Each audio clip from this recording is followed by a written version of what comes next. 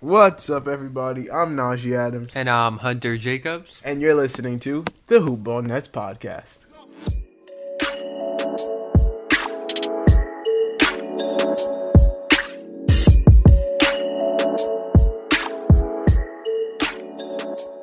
So, we're back again. This episode is pretty packed. We're going to talk about the 3 games. And since it's March, we figured that we would make our own Hoopball Nets bracket and enter it into the Hoopball group on Yahoo. And we're going to go over that bracket later for you guys. But before we get into everything, make sure you subscribe to us on iTunes. You can look up Brooklyn Nets. We're basically usually the first ones that come up. Make sure you leave a 5-star rating and review. All reviews are getting read on the podcast. Speaking of reviews, we have one today. It's from RC974. Now, I'm pretty sure they've left a review before. It's a 5-star, and I'm pretty sure they just changed the review. Either way, we appreciate it. RC974 said, amazing game. I just left the Nets King game in Sacramento. It was awesome in all caps. Brooklyn came from 29 down to win with a second half left. Key coaching changes in the third quarter, and Russell scoring 44 made the difference. It felt like a playoff game. There are only a few Nets fans in attendance, but we were all happy. Go Nets. We agree. Super excited to talk about that Kings game. It was probably D'Angelo's best performance of his career. Obviously, his best performance of the career. But we'll get to that later. Don't want to spoil anything.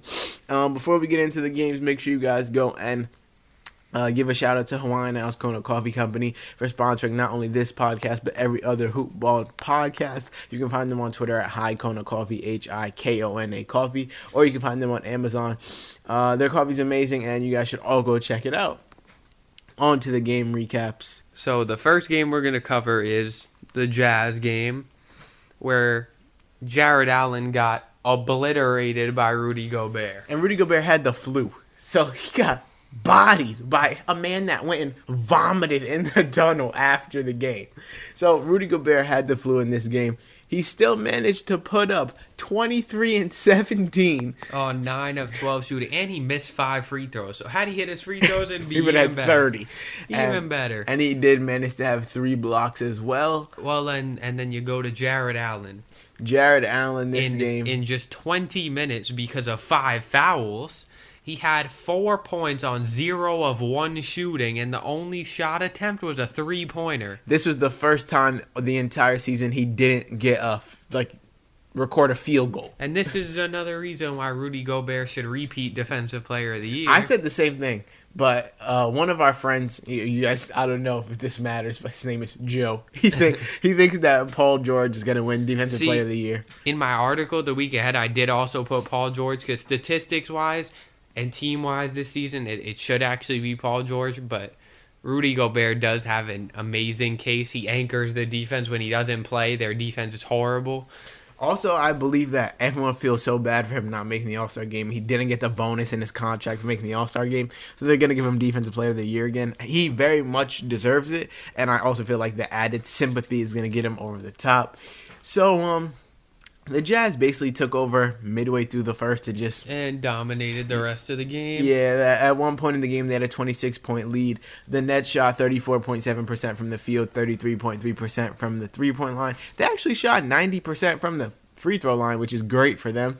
Unfortunately, the Jazz shot a better percentage, 42.9% from the field and 36.1% from the free throw line. It was just the shooting because the turnover battle, the Nets won 15-7. This was the lowest turnover mark the Nets have had all season. Also, they did get smoked on the rebounds, though. Yeah. So between the rebounding and the great shooting by the Jazz, it really did not benefit the Nets. Yeah, when the biggest player on your team only plays 20 minutes, you're probably going to get dominated on the boards.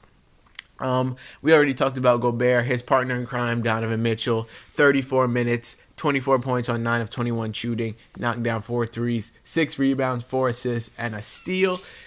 Derek Favors had a double-double, 13 points, 4 of 10 shooting, 12 rebounds, also 3 blocks for him. Yeah, no one else really did amazing. Ricky Rubio was 2 for 13. Joe Ingles was 1 for 5. Jay Crowder managed to get 12 points in 28 minutes, but he really only recorded 4 rebounds. Other than that, And yeah, the Jazz didn't really do too much. On to the Nets. Joe Harris is 2 for 8, reliable. Wasn't too reliable this game. Had we recorded an episode before this, I would have been violating D'Lo. But now that I know what he did in the Kings game, I can't really say a whole lot. He played 25 minutes, took 25 shots, made 8 of them, and had 20 points. So the D'Lo special in this one. This was the beginning, I feel like, of his breaking out of the slump, because before this, he was in a horrible slump, which came at the worst time of the season. But after this game, he really broke out in the next two. He finished with 25 and 4, only 2 turnovers, and Spencer Dinwiddie had a team-high 22 points on 7 of 16 shooting, 5 for 5 from the free throw line, 2 assists and 1 rebound. Ed Davis, 11 rebounds in 18 minutes. The man is an absolute monster. Theo Pinson, the best dancer on the Nets, 13 minutes, 12 points, 2 of 5 from the three-point line, and he really just had 1 assist and 1 rebound. Other than that, Kurucs started at the power forward again, but he only played 16 minutes in this game, scored 8 points on 3 of 4 shooting, had 3 rebounds, and -3 plus minus, and I can start to see the minutes going down for him as we get into the question about Kurucs. So, I did say in one of my blurbs that I wrote for the Nets during a hoop ball shift that I believe Kurucs has a body and skill set like Andrei Kirilenko. What do you think? I honestly think, you call me off guard, but I honestly think that that's a great comparison. Andrei Kirilenko is 6'9", 235, and Rodions Kurucs is 6'9", 210. At 21 years old, he can definitely put on 20 pounds. They have similar body types, like I just said. In Andrei Kirilenko's prime, the 1 year he was an all-star back in 2003, 2004, he averaged 16.5, 8 rebounds, 3.2 assists, 1.6 steals, and 3.3 blocks. No, and 2.8 blocks. And his career high in blocks was 3.3 in a season. Do I ever think Rodions Kurucs is going to get that? Definitely not. But he does have 2 steals, 1 block potential, and solid on-ball defense. I feel like they're definitely comparable. In AK-47's rookie year, he averaged 10.7, 5 rebounds, 1.1 assists, 1.4 steals, and 2 blocks per game. And obviously the steals and blocks aren't there, but Kurucs is averaging 9 points, 3.7 rebounds, 1 assist, 0.7 steal, half a block. And 7 less minutes. So, I mean, I definitely feel like he could develop into being one of those AK-47 type players. I think that's definitely the closest person to what he is. Definitely. That's a great comparison, to be honest. I wasn't even thinking about it. So, the next 2 games are both interesting, as one ended in the Nets' favor and one not so much. We'll do the not so much first, as the Nets lost to the Clippers at the buzzer. Yeah, neither me nor Hunter was tuning into this game live, but I turned it on. Literally 3 seconds before Lou Will drills a 3, and I turned it right back off. I typed it into my phone, started streaming it, saw him hit the 3, pressed the home button. I was like, nope, I can't. I immediately texted Hunter. And this game was out of control. So we'll start with the regular recap. The biggest lead was the Nets by 19. And it was all in the first half, as they dominated the first half. Yeah, they ended up shooting 42%, 42 for 100 from the field, 36.8% from the three-point line, 72% from the free throw line. You would think for a game where their biggest lead is 19 and the Clippers' biggest lead was 14 that there would be more lead changes. There was only 3, which means once the lead changed, it changed. Yeah. It was over. And then the Clippers shot 43.3% from the field, 38.7% from the three-point line, and 82% from the free throw line. The Nets lost the turnover battle by 1, and they lost the rebound battle by 3, 54-51. So coming into this one, the Clippers had won 7 of their last 8, and they had won 6 of their last 7. This made it 7 of their last 8. So they've been on fire as of late. You would think trading Tobias Harris made them worse, but it somehow made them better. Yeah, so on to the actual box score. So Landry Shamet started at small forward. Small forward. Small forward. Oh, well, it says that, but Beverly's actually been starting at small forward. So Landry Shamet, 26 minutes, 14 points, not much else. Danilo Gallinari, 20 points, 11 rebounds, 5 assists, and a block. When he's healthy, he's an amazing player. Beverly has been so good starting at small forward. He's really the reason that they're playing so well. Yeah, he's been a monster. He takes every game personally and tasks himself with locking up the other team's best player. Patrick Beverly, 10 points, 4 or 5 from the field, played 27 minutes, gave good minutes at that. Shai Gilgeous, 35 minutes, which is a team high, 14 points on 5 of 12 shooting. He added 10 assists and 2 rebounds. Montrezl Harrell had 20 and 10 on 8 of 17 shooting and 34 minutes. And then the man of the hour, Lou Will, 26 minutes, 25 points, 8 of 16 from the field. He was 1 of 5 from the 3 before that 28-foot game winner to make him 2 of 6. And then he added 6 rebounds and 2 assists. Question about Sixth Man of the Year. So, it's probably going to be Lou Will at this point, being that he's on a tear. But do you think, because of how great Montrezl Harrell has played, that it would be fair to give a co-Sixth Man of the Year to both of them, being how many minutes they play? Not a chance. I don't feel like they would ever give a co-Sixth Man of the Year to two people on the same team. Why, though? They play the same amount of minutes, and they both are the spark plugs for the team. Yeah, I mean, maybe next year, but didn't Lou Will, break the record for most points scored on the bench? For his career. Yeah, in his career. I feel like it's just his year to win Sixth Man of the Year yet again. I swear it was going to be Spencer Dinwiddie. Had he not went down, I really feel like it would have been Spencer Dinwiddie. Well, had he not went down and Lou Will went on another ridiculous tear once Tobias was traded. Yeah, true. But do I think it's going to be Montrezl Harrell? Not a chance. I don't think they're going to give a co-Sixth Man of the Year. I honestly think Harrell is the second best option for the award, though. I think it goes Lou Will, Harrell, then Dinwiddie. Maybe. I mean, Harrell's stats are Montrezl really Harrell is good. also in the most improved player conversation. Wait, we're going to get to this later, but I really feel like D'Lo should be the most improved player. I get that Pascal Siakam was not known at all, but D'Lo went from being what a lot of people consider to be a bust to an all-star who's clearly about to get a big max this offseason. I'm sorry.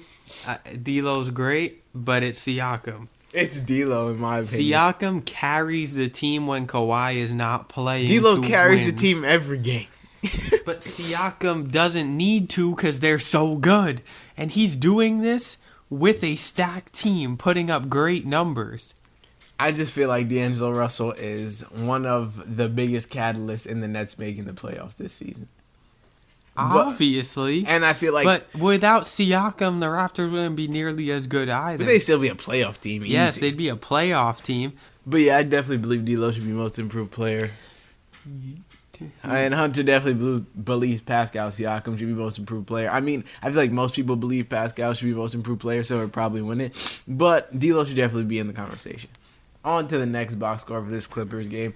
D'Lo came out 32 points, 32 minutes on 13 of 25 shooting. Seems like he takes exactly 25 shots a lot. I always see 25. And then he had 5 rebounds, 10 assists, and only 3 turnovers, so he had 32 and 10. DeMar Carroll did a lot of good in this game.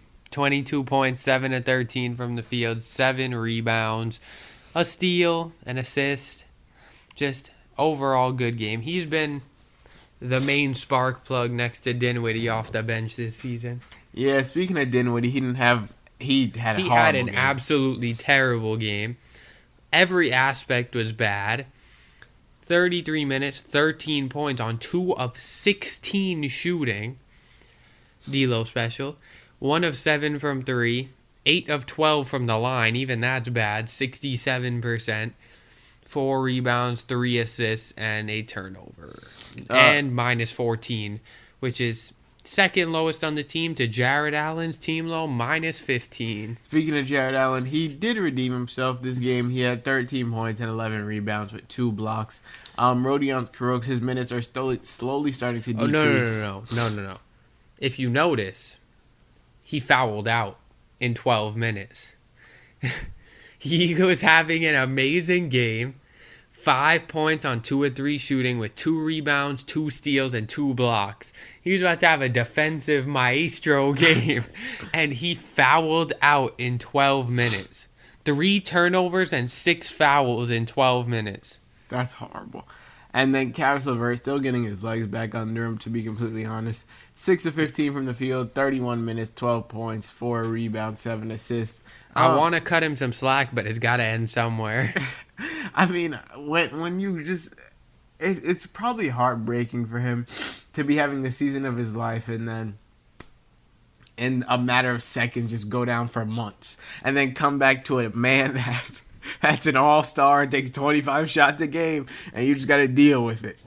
There's nothing he can really do. He's not going to take the ball away from D'Lo, especially not after the Kings game. Listen, how does Steph, Clay, KD, Draymond, and DeMarcus coexist? I don't know. These 2 kids can coexist. The problem is they're kids, and Steph, Clay, Draymond, and KD are all 27 years or older and used to... That's true. But, after this game, Lou Will and Doc Rivers both had some pretty good things to say about D'Lo. Lou Will went on to say that he's not a late bloomer at all.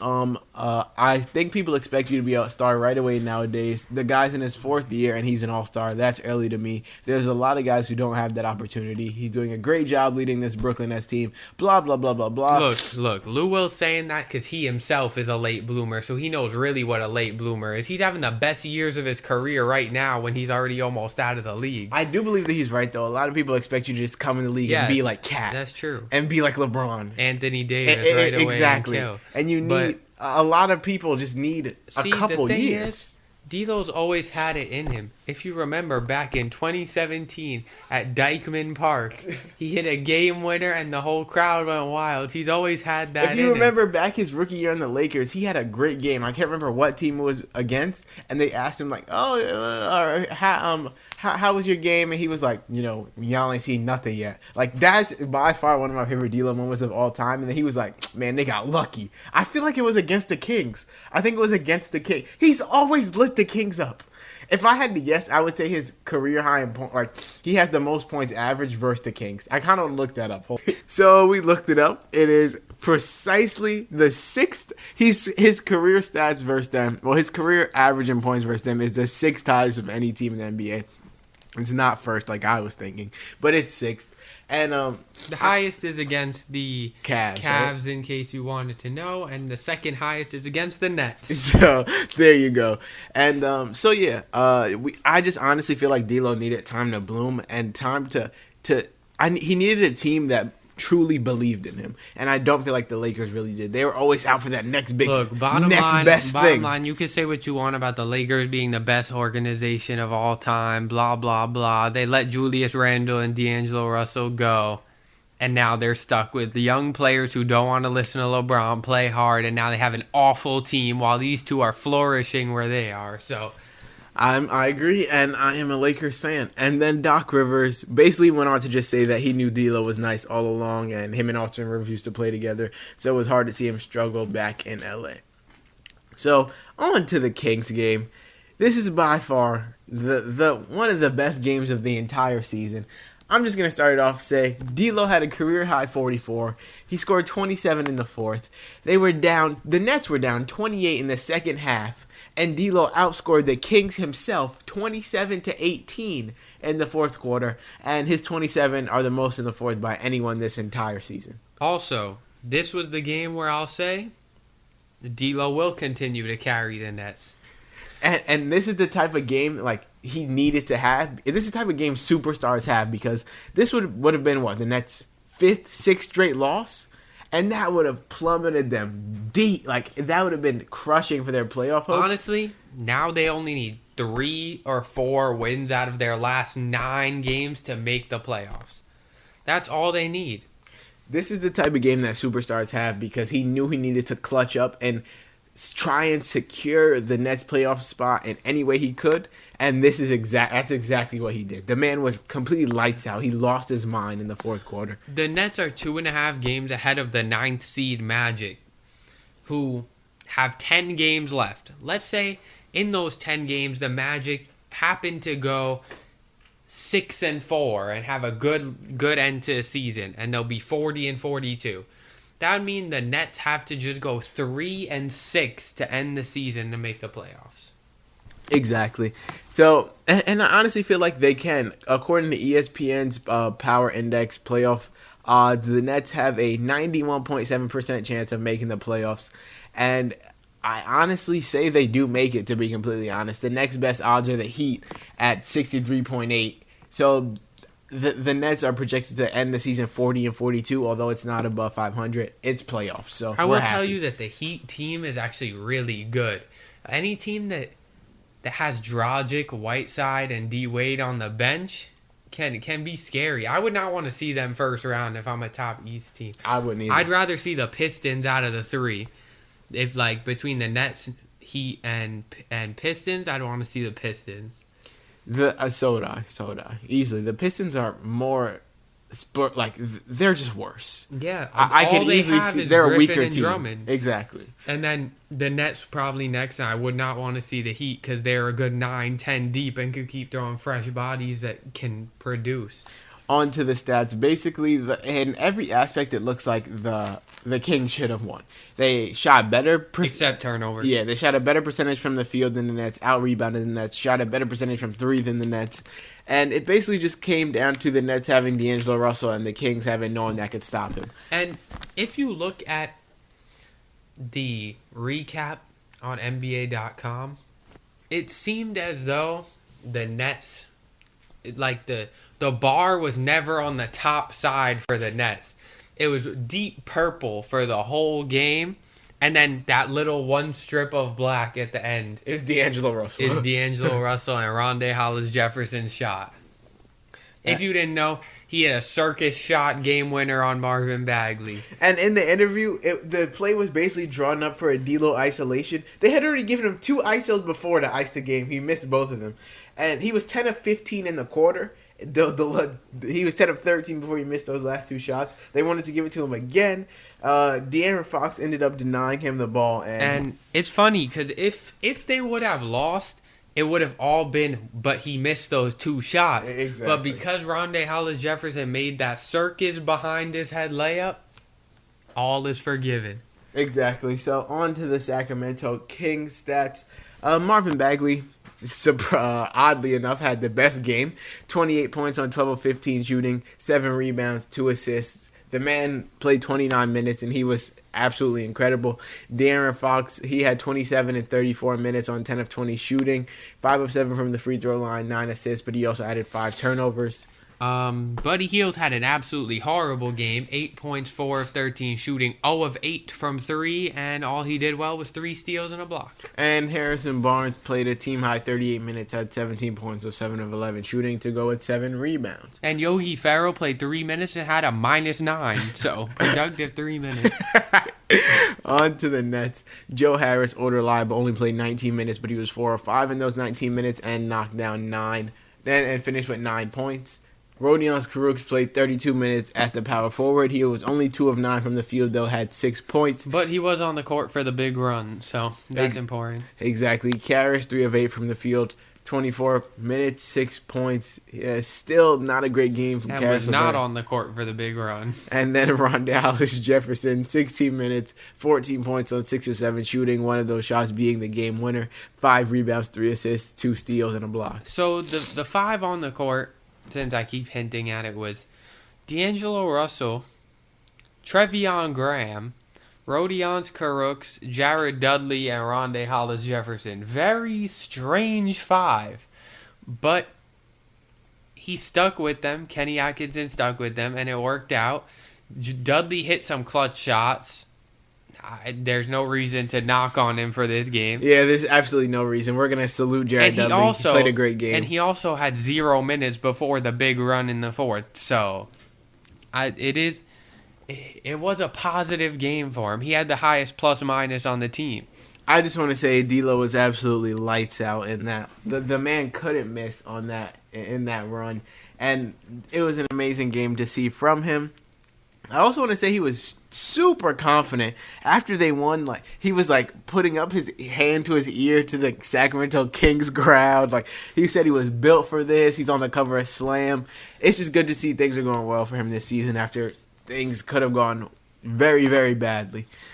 But yeah, that's it for the Nets games. They actually won a game, so they went 1-2 in this episode, and their next game is against the Lakers on Friday night. So it'll be another chance for D'Lo to eat, and yeah, we're gonna get on to our March Madness bracket. Wait, Considering before that, I have a question.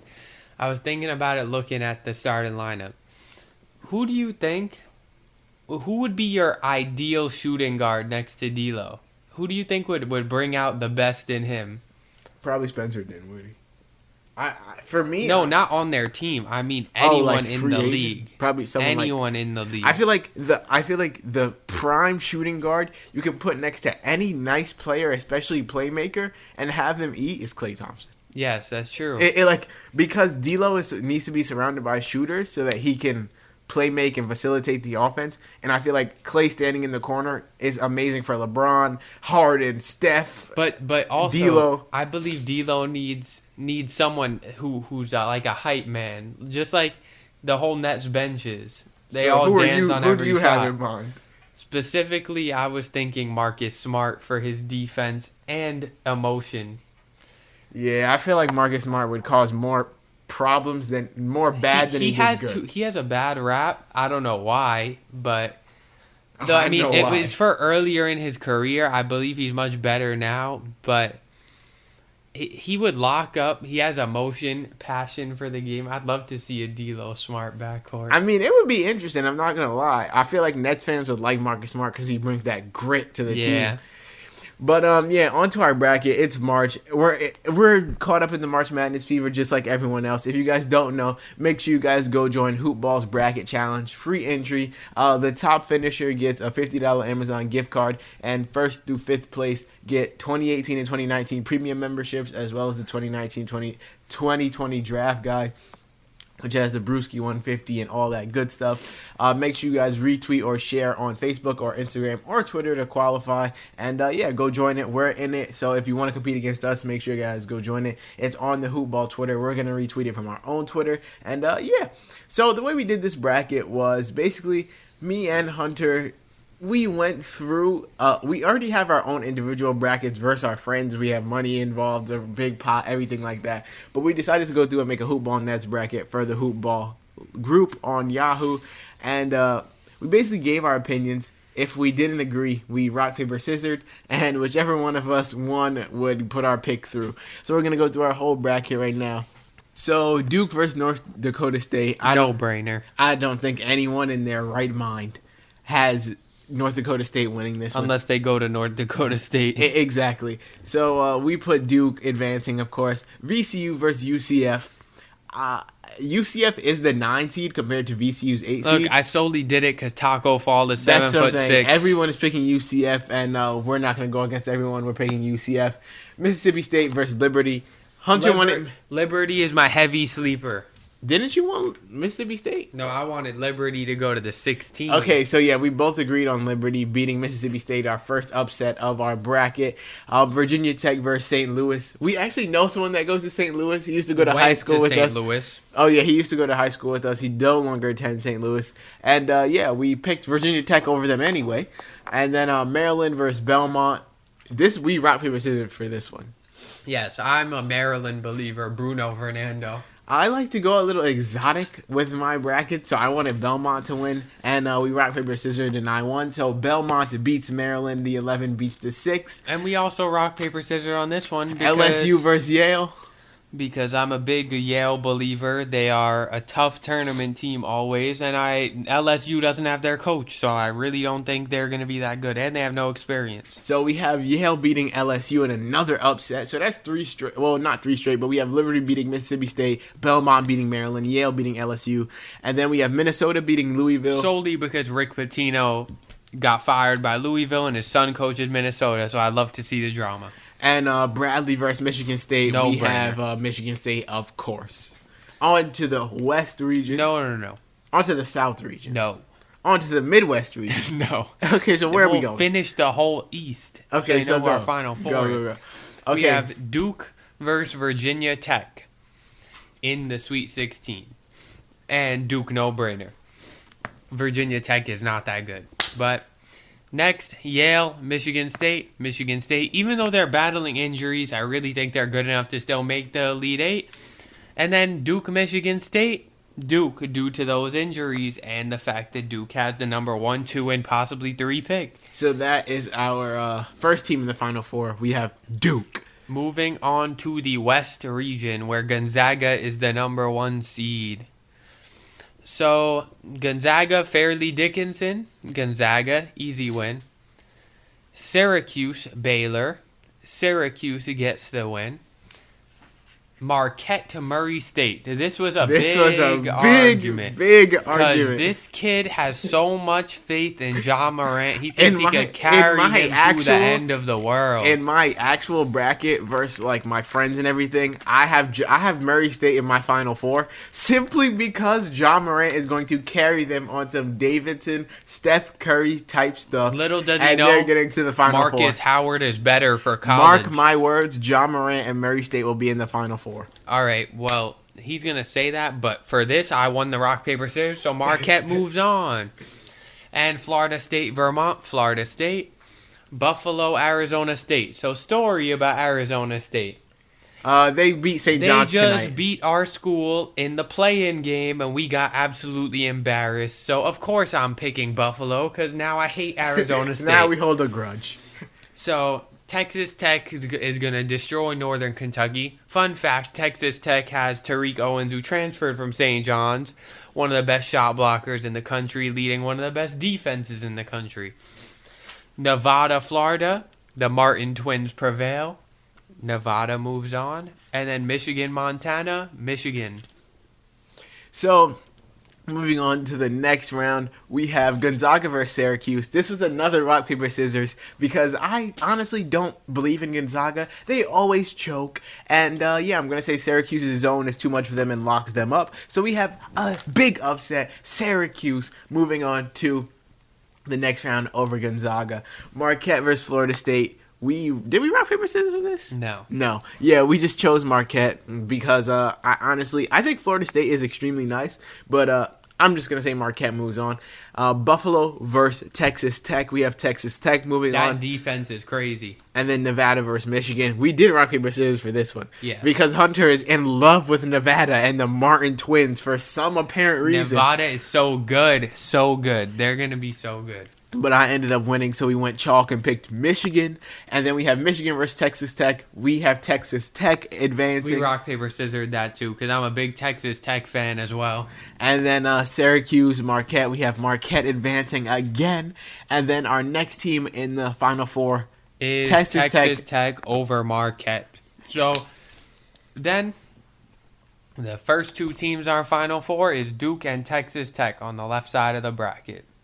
Moving on to the South region. Virginia, Gardner-Webb, Virginia. Mississippi, Oklahoma.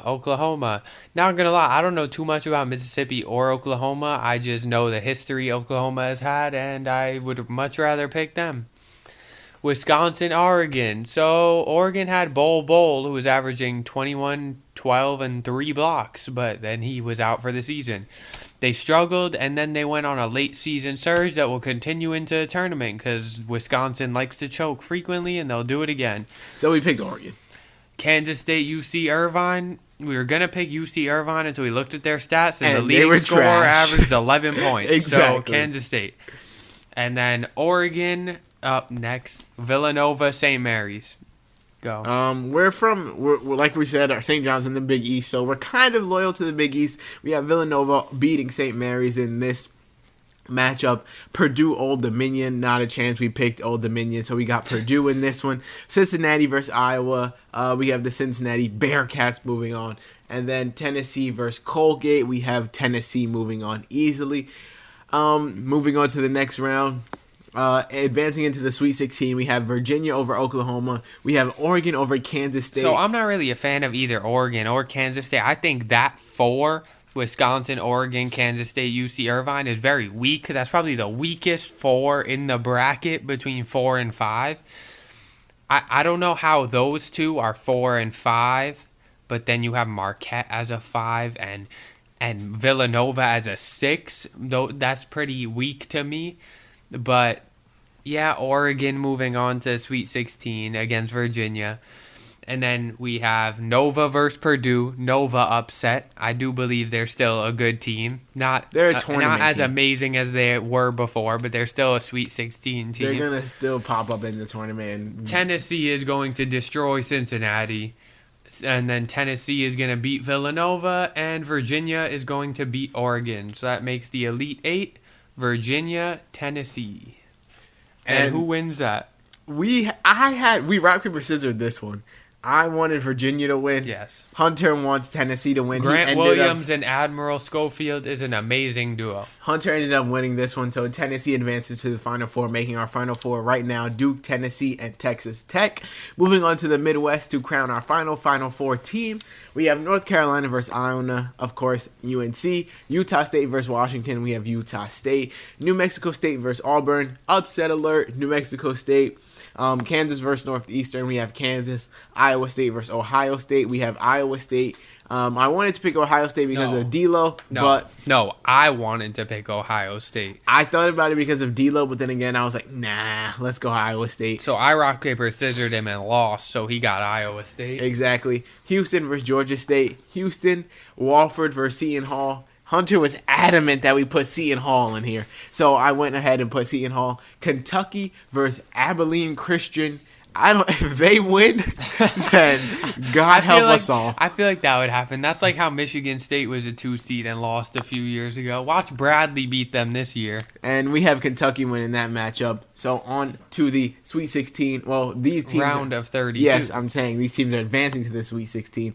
North Carolina versus Utah State, we have North Carolina. New Mexico State versus Kansas, we have Kansas winning. That was a tough debate that we went through, but we ended up picking Kansas. Iowa State versus wanted Houston. Kansas, by the way. I don't know why this fool wanted New Mexico State. I'm a big fan of the upset. I don't know. It just draws me in. Iowa State versus Houston, we have Houston. And then Seton Hall versus Kentucky. This man was...